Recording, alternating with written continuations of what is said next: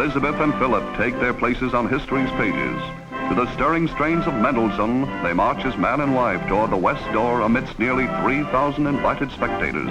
This November, November 20th, marks the 70th wedding anniversary of Queen Elizabeth and Prince Philip. That's their platinum wedding anniversary, which is really a remarkable milestone. Queen Elizabeth and Prince Philip are a royal romance of all time, and readers are just fascinated by their love story from the very beginning when they first met to their royal wedding and to watching their family grow. I, Elizabeth Alexandra Mary. Take thee, Philip. Take thee, Philip. And thanks to the immense popularity of The Crown, there's really this renewed interest in their love story and how everything began between Queen Elizabeth and Prince Philip. What else am I supposed to do? Sit around and wait for you while you're queening? Queening? Yes, queening. The Crown was fantastic. It really brought to life British history in a way that no programme had ever done before. The second season of The Crown returns December 8th, so the excitement is really there for the second season, and also to know the real story behind it. So with Elizabeth and Philip's 70th anniversary and the second season premiere of The Crown, we thought what better time to celebrate their enduring romance and really incredible love story.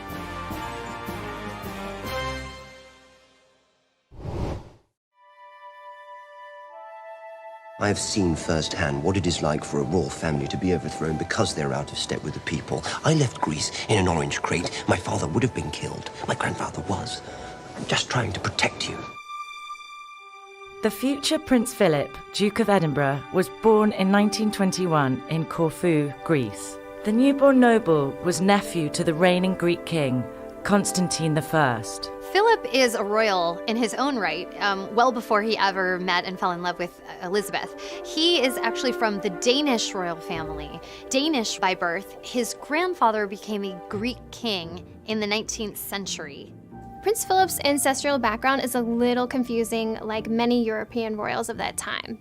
His grandfather was a Danish prince who was installed into the Greek throne in the late 19th century. So Philip has Danish blood, but he's Greek-born.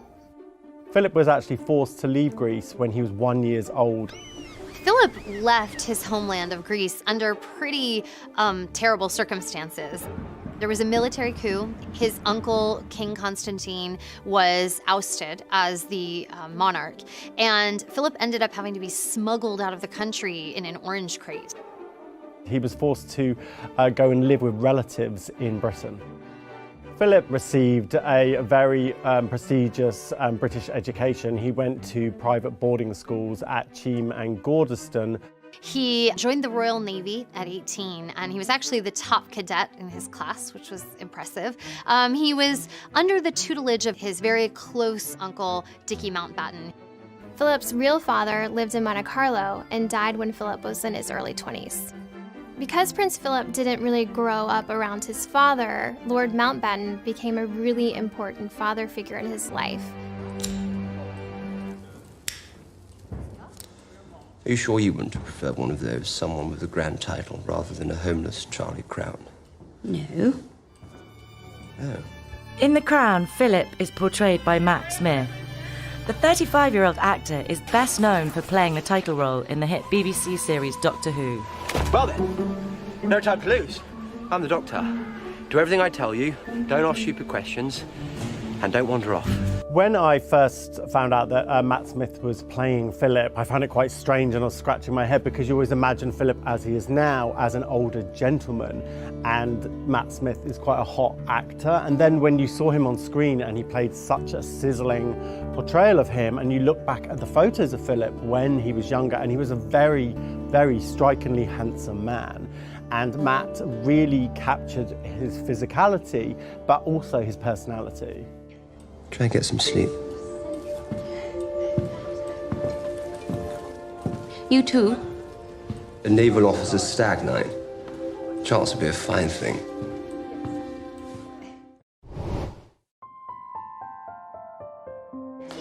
His Majesty has asked to see the two princesses. Right. Come along, girls. Lilibet. The future Queen of England was born Elizabeth Windsor on April 21st, 1926. Elizabeth's early childhood years were really blissful. So she had her younger sister Margaret as a playmate, and the two of them spent a lot of time in the countryside playing in the fields of heather and down by the babbling brooks. Her family called her Lilibet because that's what she called herself before she could say Elizabeth. So she was Princess Lilibet. She was the niece to the King of England, but she was protected from the expectation of what would lie ahead in her life. So she had a relatively normal childhood. She wasn't expected to become queen. In 1936, everything changed for Elizabeth because her grandfather George died and her uncle Edward ascended the throne. However, within a year, Edward abdicated. Edward decided to abdicate the throne in order to marry an American woman named Wallis Simpson, who was divorced. That marriage was not going to be permitted within the Church of England, and Edward decided to walk away from the throne in order to marry this woman whom he loved. Elizabeth's father, George, was Edward's younger brother and next in line. The Royal Knight of Arms read the official proclamation from the balcony of Buckingham Palace. Hail to the new King, George VI of the British Empire. King George VI ascended the throne in December 1936, making Elizabeth the heir apparent at age 10. The moment her father became king, Elizabeth's education and her life completely changed. She was then having to go to school and to be educated on the British Constitution, on royal monarchy, on royal history, and a lot of expectation and duty of what was going to become of her life. In 1939, the 13-year-old princess visited the Royal Navy College, where she was entertained by a handsome young cadet. Philip's uncle, Dickie Mountbatten, who was also a father figure to him, arranged for Philip to give a tour of the Royal Naval College to Elizabeth and her younger sister Margaret. I'm sure Dickie Mountbatten, who was known to being very shrewd and intelligent, knew exactly what he was doing when he introduced his very handsome 18-year-old nephew to the future Queen of England. It's really not hard to imagine how Elizabeth may have been swept off her feet by this incredibly dashing, future prince in the making. Even if he wasn't an official prince at that time, he had all the trappings of one. So there was a lot of charisma and magnetism around him. Not long after this time, Britain went to war and Philip went out with the Navy. Elizabeth and her sister Margaret stayed in London and Buckingham Palace throughout the Nazi bombing campaign. While Philip was serving overseas, Elizabeth tracked the Allies' progress with pins on a map in her room. Elizabeth and Philip managed to stay in touch throughout this time. They wrote letters to each other and had photos of each other, which they kept with them.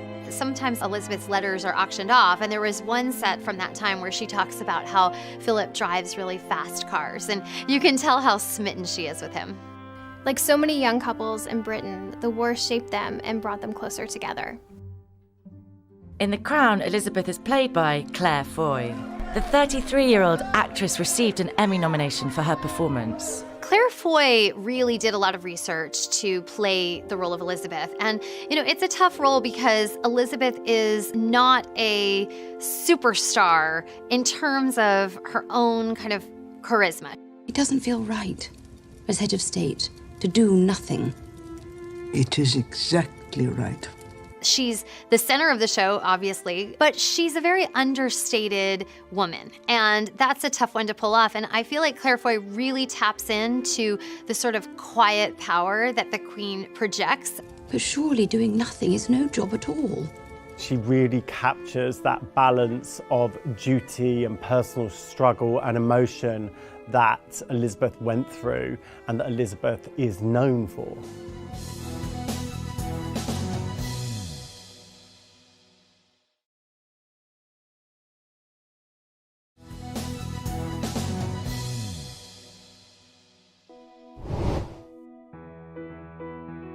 Apparently, there's a large breeding herd of elephants at Treetops, so we've got to get there early. Not too early, I hope. Don't worry. What else have you got in mind for our little holiday?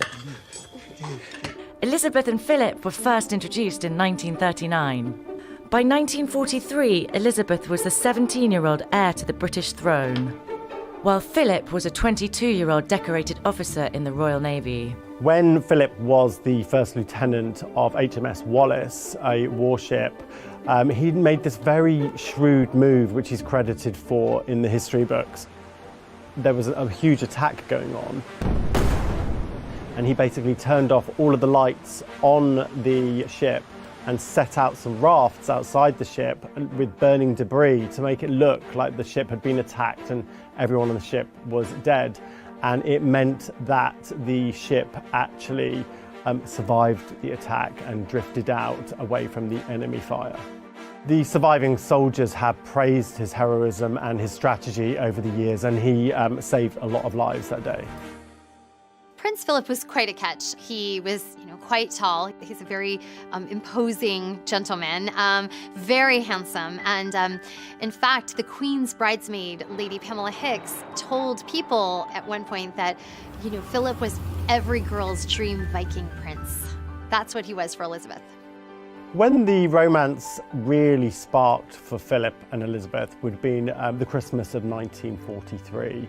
Philip spent his leave from the armed forces at the palace. He didn't have family to go to at Christmas time. He was invited to Windsor Castle, and this is, I think, when really the romance took off. They had met before, but it was on this occasion that Elizabeth reportedly told her governess that he is the one. He was not intimidated by her, he was fascinated by her, and she was clearly smitten. In March of 1946, the war was now over, and Philip finally returned to London for good. And the place he couldn't stay away from was Buckingham Palace. And of course, the reason was that Elizabeth was there, and he wanted to see her as much as possible, and she wanted to see him. He would spend nights sneaking into Buckingham Palace around the rear entrance in his sports car. It must have been very exciting for Elizabeth and Margaret, sneaking in this handsome athletic soldier into the palace where they could have fun. It was kind of like a dorm atmosphere, I'm sure.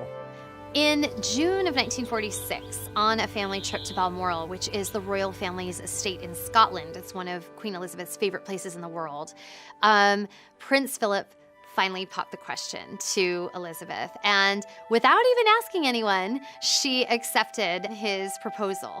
This was a very subversive moment for Elizabeth. She's the future Queen of England. There's a lot of expectations and there's a lot of implications on who she chooses as her husband. And for her to do this very stridently and very believing in herself and not consulting with anybody shows how much in love Elizabeth was with Philip. This is a time when no matter who you were, if you're a young woman in that time period, you are going to ask your father's permission. You are going to make sure your family approves. And the fact that Elizabeth did not seek that approval was pretty revolutionary. When Elizabeth told her family that she was engaged to Philip, her father was very pleased with the decision, but they asked them to wait a year to announce this, to wait until Elizabeth was 21 because this was seen as a respectable age. That was a big secret to keep because this is someone who is the direct heir to the throne, who has all the world's attention focused on her. There was a lot of media interest. The public appetite to know about her personal life was huge. There were a lot of rumours in the press, but nobody knew for sure. On July 9th, 1947, the palace issued a statement announcing the engagement. That same day, Elizabeth and Philip made their first official appearance together at a royal garden party. There was a lot of reservations about Philip being the husband to the future Queen of England. He was a homeless foreigner. For starters, that wouldn't warm to the British public. He had some German connections, and again, this is after the close of World War II. It was still a very tense time between the countries. Several of Philip's sisters married German men. So there were a lot of factors working against him, not the least of which was the fact that he was regarded as this sort of, kind of dashing playboy type who may or may not be the most faithful. He also was being backed by Dickie Mountbatten, who was seen as being very subversive and possibly Republican, and so whether Philip was a Trojan horse put in to destroy the monarchy was some theories. The athletic Philip, whose 6'2" frame had caused many a feminine heart to flutter, had agreed to give up any claim to the Greek throne and dutifully became a British commoner. In order to win over the naysayers, Philip took quite a few steps. He started by renouncing his claim to the Greek throne. He assumed a new surname. He assumed the name of Mountbatten to sound a lot more British. Philip also converted from Greek Orthodox to the Church of England. Publicly, Philip put forth his best face, but privately, he had a lot of reservations about joining the royal family. He knew he was marrying the direct heir to the throne. So with that obviously comes a certain amount of baggage, and for Philip, that would mean being tied down in ways he might not have otherwise wanted to be. You know, he wanted to be a military officer who would be able to travel the world. This is a man who's very alpha male. He's used to getting his own way, used to being in charge of his own life. And entering into the British monarchy, he must have realised that there's going to be a certain element of control of his life that he's going to lose. So why did Philip do it? It must have been that he was incredibly in love with Elizabeth. What else am I supposed to do? Sit around and wait for you while you're queening? Queening? Yes, queening.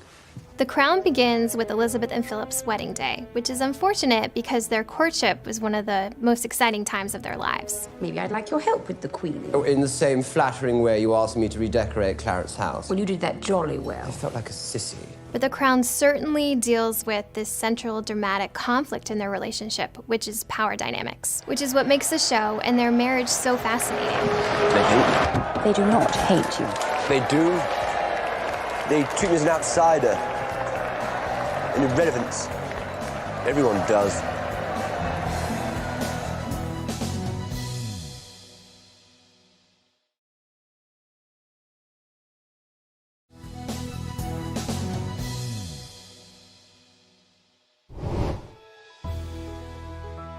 It's quite a victory. There wasn't a single person supported the match, not a single ally at court or in government. Yet here we all are. Marrying Philip, many historians say, was the great triumph of Elizabeth's life. Elizabeth prevailed over doubters within her own family, within the palace, within the public, within the parliament, who felt that Philip was not a suitable match. It ends up standing as one of her greatest achievements, that she was able to marry the man she loved and that she was able to cultivate a marriage that has endured through the ages. Elizabeth and Philip were married on November 20th, 1947 at Westminster Abbey. The lavish ceremony was celebrated across the country by a war-weary public. England was still in a pretty major post-war malaise period. It was a tough time. They were still rebuilding. So much of the country had been devastated, so many lives lost. And they were really looking for a bright spot and a reason to kind of start a new chapter. And certainly the wedding of Elizabeth and Philip was an opportunity to do that. And that's what the wedding really signified. This was the first time ever that a wedding like this was broadcast to the world, and 200 million people tuned in. 500,000 people lined the streets in London to get a glimpse of the big day, and 2,000 people were invited inside. This included 6 kings and 7 queens. An interesting detail from the wedding day is that Elizabeth's pearl tiara snapped just before she left Buckingham Palace. So there was actually a police escort who escorted the royal jeweler to fix it. Goes to show even royals have stress on their wedding day. But right before Elizabeth walked down the aisle, the repaired tiara was delivered to her just in time. Elizabeth's very lavish wedding dress was designed by Norman Hartnell, who was a very well-regarded British fashion designer at the time who had worked with the royal family. And he created a fairy tale gown for the then princess. It featured a sweetheart neckline, a full princess ball gown skirt, and 10,000 hand-sewn pearls. One thing that was interesting in the wedding between Elizabeth and Philip was the language. The traditional vows include the word obey, and because she was a future sovereign, the government didn't want to have her obeying anyone except for the laws of the land and not her husband. To love and cherish and obey. There's a scene in The Crown when the vows are taking place. Obey? She insisted. It was discussed. And Winston Churchill's wife asks him, "Obey, really?" And he says, yes, she insisted. Elizabeth has always been clear that in addition to being a monarch, or at that time the future monarch, she's a wife and she wanted the traditional vows. It might seem like a small detail now to us, but at the time it was a big deal to keep that word in and to have a future monarch vowing to obey her husband. This nation needs is several years of strong, steady, experienced administration. In The Crown, the role of Winston Churchill is played by John Lithgow. The 71-year-old Oscar-nominated actor won an Emmy for his outstanding performance. On The Crown, we see John Lithgow really portray the closeness between Winston Churchill, the then Prime Minister, and the then Princess Elizabeth, soon to be Queen Elizabeth. Your Majesty. It was really what every British person expected and loved about Churchill, the fiery spirit, the cantankerousness, but the warmth and duty there at the same time. It was a really impeccable job. There is no problem so complex, no crisis so grave that it cannot be satisfactorily resolved within 20 minutes. So, shall we make a start?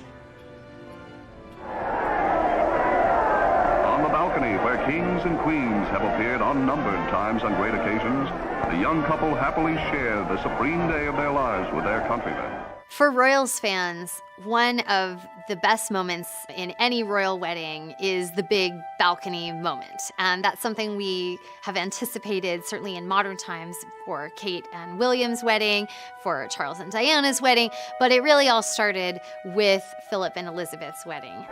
3 generations of the royal family now appear. But it is the young bride and groom who really rule England this day. That Buckingham Palace balcony on the Mall in London, it's so grand. And seeing them walk out in her wedding splendor and her handsome prince, it created a groundswell of joy and excitement and celebration for the people of England and the United Kingdom and really all around the world. It was clear that the whole royal family were really happy in these photographs. You've got the mum who's beaming, you've got the king who's beaming. It really was an amazing celebration. What it signified in that one joyful moment was the dawn of a new era, of a new royal family that was putting on display some of the pageantry that in the past maybe had just been kept amongst themselves. It was now shared by the nation and the world.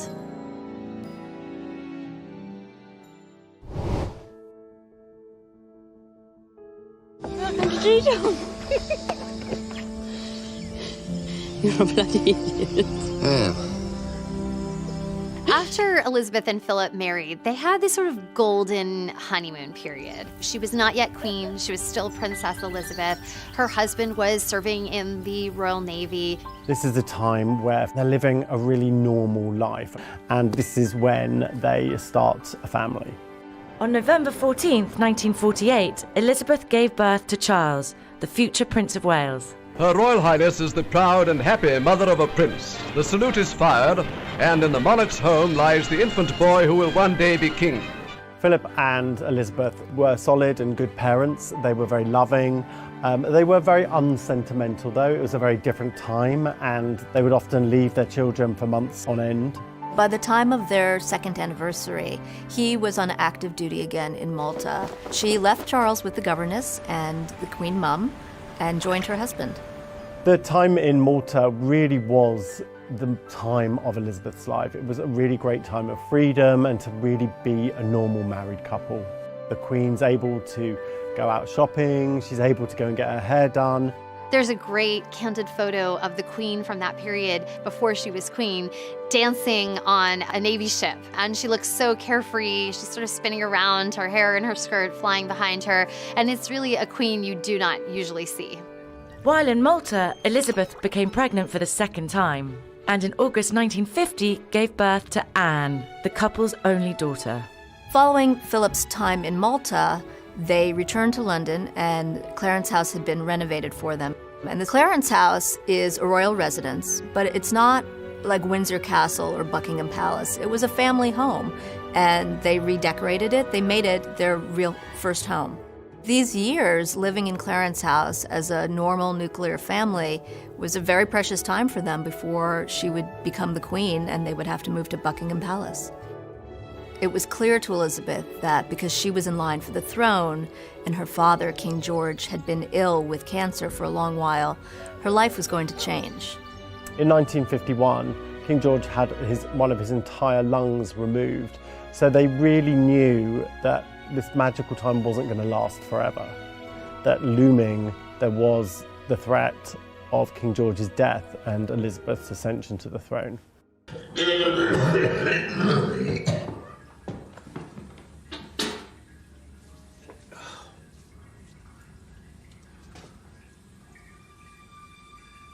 In The Crown, King George is played by Jared Harris. The 56-year-old actor is perhaps best known for his role as Lane Price on Mad Men. You and I are going to address that insult. Are you kidding me? No, you're a grimy little pimp. As soon as I raise my hands, I warn you, it shall be too late to run. Jared Harris really portrayed King George as a very empathetic figure, a very caring and kind figure. In case you're wondering, I haven't anything specific to say. Just wanted to spend time with you. Through the lens of The Crown, you could really tell that Elizabeth had a great relationship with her father. He did a great job at preparing her to be the Queen of England. In real life, Elizabeth adored her father. She was very close with him. She did feel a genuine kinship and affection and connection with him. And that's something that she certainly has carried through all the way to the present day. That sense of his belief in her and also the sense of family duty.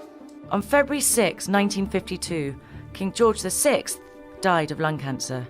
He was 52 years old. Elizabeth was in Kenya when she received the news. The 25-year-old princess was now the Queen of England. I should be the one to tell her. Pretty much exactly as it's depicted in The Crown, Elizabeth and Philip were doing a tour of the Commonwealth because at the time George wasn't well enough to do that. So she had already sort of started stepping into her father's shoes, and she happened to be in this very remote location when they got the news of his death. Philip gave Elizabeth the news, and from this moment forward, they knew that their lives were never going to be the same again.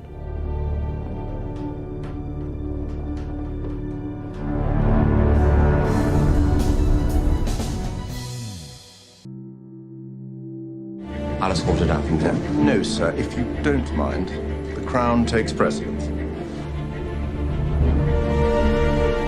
In 1952, Elizabeth and Philip were in Kenya. While they were there, they got the news that King George VI had died, making her the new queen. So really, when they came home, they came back to a totally different life and totally different expectations from the life that they left. So it was really like things changed in an instant for them. Elizabeth is adjusting to a massive change, which is she is now the queen and she's a young mother on top of that. So there are a lot of competing demands and a lot of shifting power balances within the marriage between Elizabeth and Philip. There are decisions she's going to need to make as monarch that he might disagree with, that if you were a different type of couple, maybe you're going to talk it out and compromise.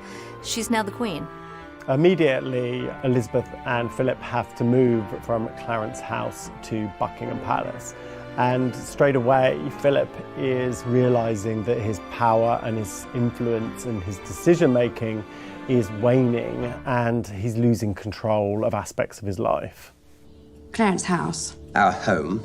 What about it? In the show, we see Philip really object to making the move from Clarence House to Buckingham Palace. We have to give it up. The home of the Sovereign of the United Kingdom is Buckingham Palace. Says who? Me. This isn't something that either Philip or Elizabeth has ever publicly discussed, but you can imagine that this was a move that would have been tough for him. This is the first proper home I've ever had.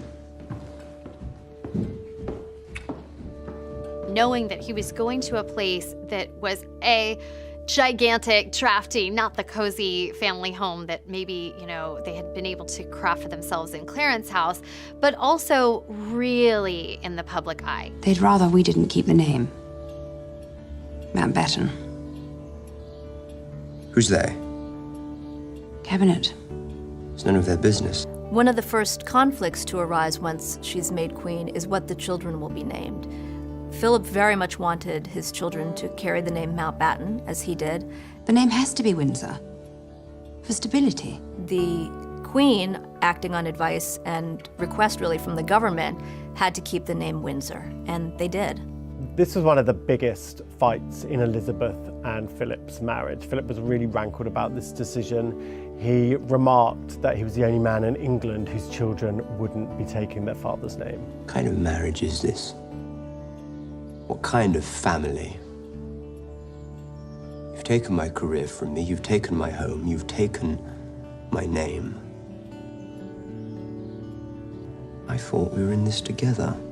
Philip is very quickly seeing himself shoved in the background here, and he doesn't know what his role is going to be. There's no textbook study for somebody being the prince consort, and so he's struggling with being emasculated and not really knowing what he's going to have to do going forward. The Duke of Edinburgh comes to vow lifelong allegiance to his queen.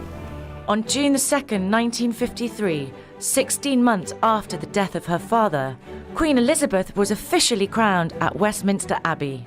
The coronation was televised for the first time ever, and 20 million viewers tuned in. It's the first time that a world audience has seen this kind of ceremony and gets an insight into the workings of the British monarchy. No one does coronations like the British royal family. This is a very, formal, opulent, steeped in history, extravagant ceremony that has so many layers of meaning and tradition. As the Archbishop of Canterbury confirms Elizabeth's sovereignty by placing on her head the 6-pound King Edward's crown. The pomp and pageantry of the 2.5-hour ceremony is witnessed by the Queen Mother and Prince Charles. One of the things that made Elizabeth's coronation so special is that she was so young. She was only 26 years old, and it's not often that you see such a beautiful, glamorous young woman ascend the throne the way that she did. It was pure spectacle as well as great grand tradition, kind of all coming together in this one massive event. With becoming dignity, the Queen walked from the chair of estate to a place near King Edward's chair, preparatory to the ceremony of recognition. She was certainly very poised that day, very calm, collected, as she really always is in these kinds of situations. But she rose to the occasion and fulfilled her destiny. I have in sincerity pledged myself to your service, as so many of you are pledged to mine. One of the lovely details about her coronation was in her radio address, the Queen mentions her husband. In this resolve, I have my husband to support me. He shares all my ideals and all my affection for you. It was a lovely mention for him. It's sort of, if you win an Oscar, you mention your spouse, and this is that on a much grander scale. Is just another example of how she was very sensitive to share the spotlight with him when it was appropriate to do so.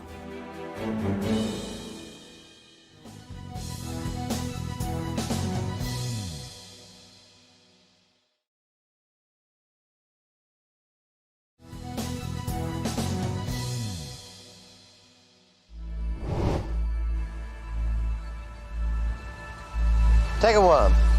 What? A worm? With your fingers, go on. They won't bite the worms, boy. That's it. Good boy. It's wriggling. Of course it's wriggling, it's a worm. It'll stop wriggling once you put it on the hook. Throughout the 1950s, Elizabeth remained busy with her royal duties, while Philip reigned supreme over the couple's home life. Within their real life, Philip was really in control of the family decisions and everything going on within the family. He really wore the trousers. Philip was very insistent on Charles's education be similar to his, and that he would go to private school and go to Gordonston. This was actually in contrast to what the Queen Mum wanted for Charles. Gordonston is a much more brutal environment for education. It's quite a stern place. And the Queen Mother didn't really feel this suited Charles's personality, as he was a lot more sensitive and not ready for this. Elizabeth stood by Philip's decision because she had decided early on that Philip would control a lot of the family's decisions. What we've since learned is that Charles did not really enjoy boarding school. And as he grew up and started to talk about his upbringing, he had some harsh words for those years. In the past, Charles has really spoken out about how he didn't love boarding school and he felt that his parents were sort of detached and not very present in his life when he was a child. But he's kind of changed his tune a bit and said that he does have happy memories of his childhood and has a good relationship with his parents. I think it's very fair to say that they were loving parents, but they were loving in a very different way to today's judgments of parents. They weren't very cosy, they weren't very lovey-dovey. There was a big love there, but it was very distant. There wouldn't be any second thoughts about leaving the children on their own and not necessarily seeing them. In the same sense of the time, when they did see them, they did have fun. There was a lot of laughter in the halls of Buckingham Palace. They did play games. They were happy children. In 1956, Philip left London and his family behind to embark on a 4-month trip around the world. He was gone for an extended period of time, and it raised some eyebrows among the press and royal watchers. They had spent Christmas apart, which would be a very big deal in England. There was rumours, in fact, that he was unfaithful to Elizabeth, but these have never been confirmed. The palace took the unusual step of issuing the denial. It is untrue that there is any rift between the Queen and the Duke. When Philip returned from sea, there was a very authentic joy between Elizabeth and Philip, which was very publicly displayed, and it dispelled these rumours. The first season of The Crown ends in 1956, before Philip set sail. But the show does deal with the whispers of infidelity. I have nothing to hide from you. Nothing. One of the things that makes The Crown very intriguing is this hint that there could have been infidelity in the marriage. But to everyone's regret and frustration, the only person I have ever loved is you. And can you honestly look me in the eye and say the same? It does make for good drama, but when we look at the real-life situation, there are rumors, there have always been rumors, but no evidence that either of them ever cheated on the other. Before ending their vacation at Balmoral Castle, the British royal family foregather on the lawn of their Scottish Highlands retreat to allow Movietone a rare opportunity to film them all together. Baby Prince Andrew stealing the show. In 1960, the royal family hit a milestone when Prince Andrew was born. That made him the first child born to a monarch since 1857 with Queen Victoria. And then a few years later, in 1964, their fourth and final child, Prince Edward, was born. Many historians say that Queen Elizabeth had her first family and her second family, and that she regretted not spending as much time with her older children as she could have. And so when she had Andrew and Edward, her younger kids, she made up for lost time with them.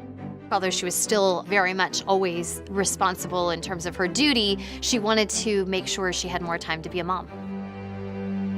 Around this time, a playwright described the monarchy as a gold tooth in a mouthful of decay. Basically, that they were being ostentatious in a time of austerity. It was from the playwright John Osborne, who was critical of the monarchy, a very famous quote that obviously got under the royal family's skin. And they responded in 1969 by allowing themselves to be filmed for a documentary where you saw them doing normal things. You see them on a picnic and sitting down to dinner and talking as a family. Extremely difficult sometimes to keep a straight face. When the Home Secretary said to me, there's a gorilla coming in. So I said, what an extraordinary remark to make, very unkind about anybody. And so, I stood in the middle of the room and pressed the bell, and the doors opened, and there was the grown-up. At this point, Andrew and Edward are still younger, but Charles and Anne are, pretty much young adults. And so there was some talk that they resented the intrusion. It was almost like a reality TV show before that was a thing. And it was certainly something the royal family really rarely, and if ever, does. Despite the children looking back and saying they felt it was intrusive, the film at the time really had the desired effect, which was to humanize the monarchy for their subjects. People who watched it in 1969 looked and said, the Queen is just like me. She, takes things out of a picnic basket and feeds her family and plays with the dogs. It was sort of delightful. That's all I got. Thank you.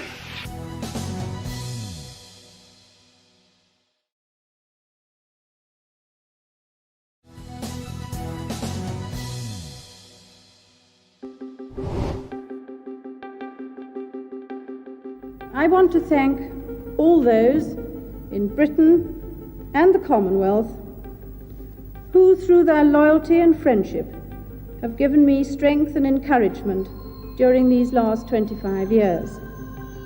In the 70s, we see Great Britain go through a time of political and economic turmoil. And this is where we really start to see the Queen rise above as a figure who is apolitical, outside of debates about economics or elections. She is starting to emerge as a kind of constant for her subjects in Great Britain. Meanwhile, Elizabeth and Philip's firstborn was making more and more headlines. After much speculation throughout the 70s about who Prince Charles would marry and who would be the future Queen, Charles married Diana Spencer in 1981. Here is the stuff of which fairy tales are made. The prince and princess on their wedding day. The Queen and Philip were very happy with Charles's choice of Diana, who was from an aristocratic family, who they knew very well, and she was seen as perfect material for this role. I, Diana Frances. Take thee, Charles Philip Arthur George. Take thee, Philip Charles Arthur George. The wedding of Charles and Diana is a massive spectacle on a truly global scale. Even though the same was true at the time of Philip and Elizabeth's, things have changed. So now we have an audience of 750 million people watching it live on television. And at this point, most people have televisions in their homes. So it's really a different world. The wedding of Prince Charles and Diana in 1981 was watched by millions of people, but probably not enjoyed by anyone more than his parents, Philip and Elizabeth, who, by all accounts, spent the entire evening dancing. And then the year after Charles and Diana got married, she gave birth to their first son, Prince William, giving them the heir and, really cementing the monarchy for a future generation. And then soon after, she gave birth to Prince Harry, giving them the heir and the spare, so really even further securing the monarchy and securing the royal family's place in history. William is someone that she takes a special interest in. He is the direct heir behind Charles, and Queen Elizabeth takes him under her wing to mentor him. As he starts to become a teenager, she brings him to Windsor Castle on Sundays, where he gets to see firsthand the job in action. He's called her, the greatest teacher.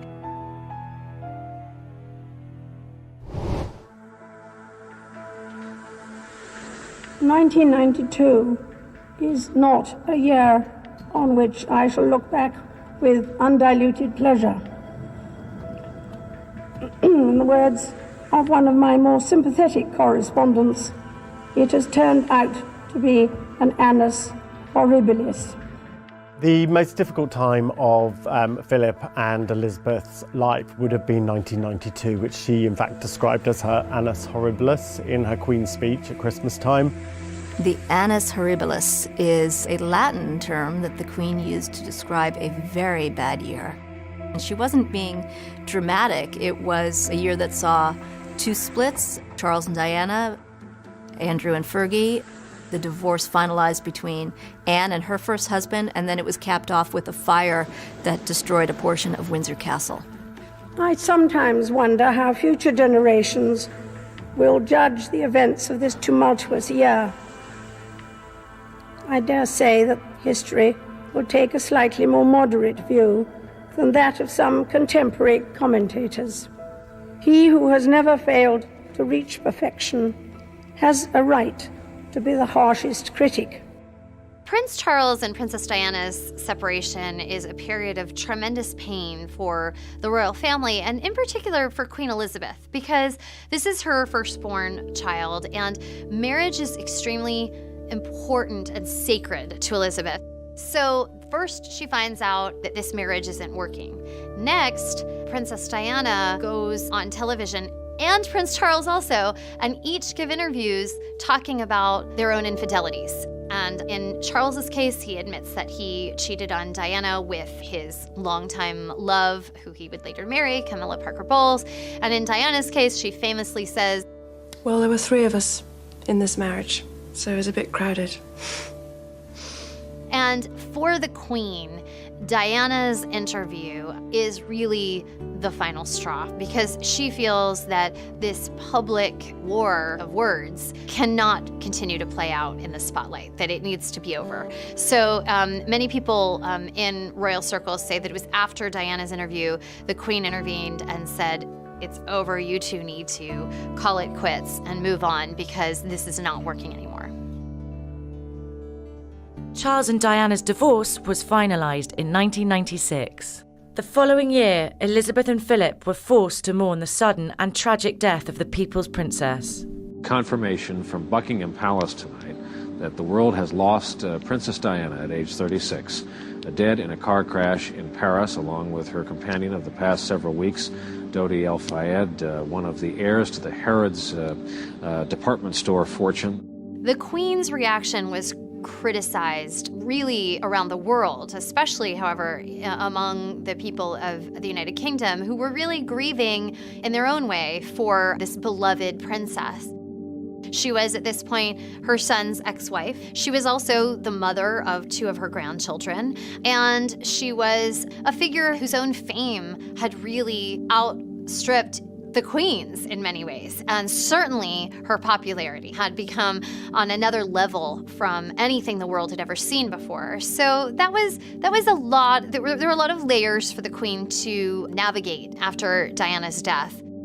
The Queen remained at Balmoral, the Scottish estate where she and Charles and William and Harry had been when they learned of Diana's death. And many felt that she needed to return to London and acknowledge the tragedy. The city of London was in this sort of collective mourning and grief. And the days went by where Elizabeth was still not there. I think it's disgusting that they have not appeared or said a word relating to all this. I really am upset. I can't understand the Queen doing it, really. People were looking to her to be this grandmother, mother figure for the nation. And by her absence, they felt that she was misjudging the nation's need to be reassured by her. So ultimately, she came to London and she gave this sort of famous address on television. What I say to you now, as your Queen and as a grandmother, I say from my heart. First, I want to pay tribute to Diana myself. She was an exceptional and gifted human being. In good times and bad, she never lost her capacity to smile and laugh, nor to inspire others with her warmth and kindness. It was, a very difficult thing for the Queen to do. It was certainly an unconventional thing for her to do. In her mind, this was not her role. But ultimately, she fulfilled it. I admired and respected her for her energy and commitment to others, and especially for her devotion to her 2 boys. She, received her fair share of criticism for the choices she made, but ultimately was sort of redeemed, at least to an extent in the public's eye, by her speech. I hope that tomorrow we can all, wherever we are, join in expressing our grief at Diana's loss and gratitude for her all too short life. May those who died rest in peace, and may we, each and every one of us, thank God for someone who made many, many people happy. This situation was portrayed very evocatively in the film The Queen, which was put together by Peter Morgan, who actually created The Crown too. I don't think I shall ever understand what happened this summer. Well, the circumstances were exceptional, ma'am. And in the end, you showed great personal strength, courage, and humility.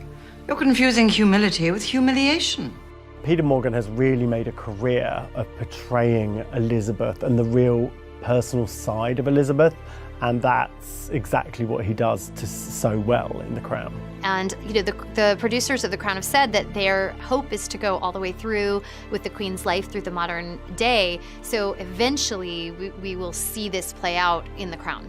It is a chance to show to the whole world the British nation united in grief and respect. Elizabeth and Philip celebrated the marriage of their grandson, William, the future king, to Catherine Middleton, a commoner from the village of Bucklebury. William's marriage was a pretty significant break from tradition for the royal family. This was the first time that a direct heir to the throne had married someone who is not an aristocrat, not from a noble family. In fact, Kate's parents had once worked as airline stewards, and they're self-made entrepreneurs who built a business from scratch. They got in early on e-commerce and built up a party planning business online. And so Kate is not from a family that would have historically been considered suitable for marrying into the royals. In the 70s, when Prince Charles was looking for a wife, there was very strict guidelines about who could be a princess and whether they would have to be a virgin, whether they would have to come to this particular family. And the Queen really lessened those restrictions and has advocated for Prince Harry and for Prince William just to basically follow their own hearts and to choose who they want to marry. We're watching for an engagement announcement from Prince Harry, who has been dating the American actress Meghan Markle, and she could be the next princess. There is so much about Meghan that would make her a completely different kind of royal bride should Harry propose. She's American, for starters. She's an actress. She's very independent. She has a biracial background. She's very, proud of her mixed race heritage and has spoken about that in the past. And she's divorced. So all of those factors are really something that half a century ago would have been unheard of for someone considered a candidate to marry into the royal family. The other news we're following is the pregnancy of Princess Kate with her third child. That will make for Philip and Elizabeth a sixth great-grandchild, and I'm sure they're very excited, as we all are. Happy birthday, Your Majesty. Happy birthday to you. Elizabeth made history on April 21st, 2016, when she became the first British monarch to celebrate her 90th birthday. And it's not the only milestone Elizabeth has set. She is also the longest reigning British monarch in history. She's now reigned 65 years, which is a really remarkable achievement, unparalleled. As a queen in her 90s, she still maintains a really active schedule, and while she has handed off some of her royal duties to her children and to her grandchildren, she's still really busy. In the summer of 2016, Philip actually retired from royal duties. I'm sorry to hear you standing down. I'll stand up much. He was the longest serving consort to the monarch that has ever happened. I think he did 22,000 royal engagements, thousands of speech, and he did a lot of good. Over 70 years, their love has endured and stayed really strong, and members of their family have said that Prince Philip is really the pillar of strength that has kept Queen Elizabeth going and kept her grounded throughout her, 65-year reign. A really remarkable thing about Elizabeth's reign is that in the 65 years she's been on the throne, she and Philip too have met basically every major world leader of the 20th and into the 21st century. It's really astonishing and kind of mind-boggling when you think about it. Stalin and Truman were in power when she ascended, Nixon and the Kennedys, the Obamas, all the way through, plus, of course, all the British prime ministers. She has been a true witness to history. I am aware that I'm surrounded by people who feel that they could do the job better. Strong people with powerful characters, more natural leaders, perhaps better suited to leading from the front, making a mark. But for better or worse, the crown has landed on my head. So the big question when everybody watched The Crown was like, what does the Queen think? And it's been reported that she has watched the show, she actually loves soap operas, and that she gave her royal seal of approval and that she likes the portrayal of her and Philip's relationship.